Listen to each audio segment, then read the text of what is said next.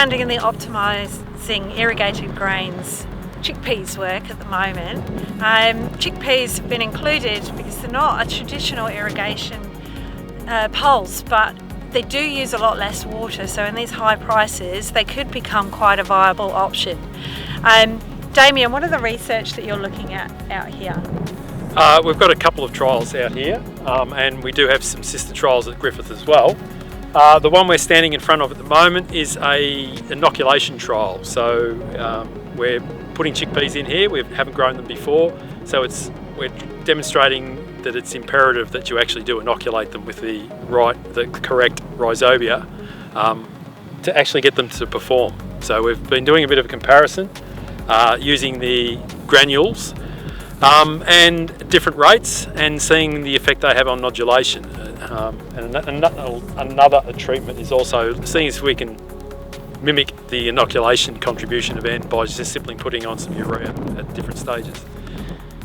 So I know you've dug a few of those plants up so that we can see the difference in the nodulation. Do you just want to show us those and Yep. have a little bit of a talk about Yep. that? So these are the plants that have had 30 kilos of the granules applied at sowing, and these are one of our nitrogen treatments actually. So no inoculation, but we simply had 40 kilos of N applied at sowing, and you can see the tremendous difference in the inoculation. And, effectively that's what we want. We want good nodules, lots of them, to actually contribute to the end budget of the crop.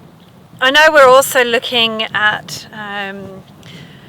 the impact of chickpeas on our durums. We've done a lot of work in the past with faba beans prior to durums, so it'll be interesting to see how much these chickpeas can give back into the system as a whole, and see if we still get those good rotational benefits that we do with the faba beans. Is there any other work happening here, Damien, that's of interest? We're also doing a chickpea disease management trial. People refer to faba beans as failure beans. Well, chickpeas are probably even more susceptible to some of the fungal diseases.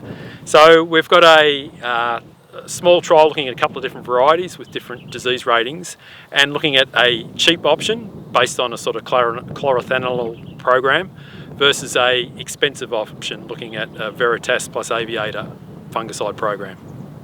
Great. Well, if you want to follow the results of these through, then please get in touch.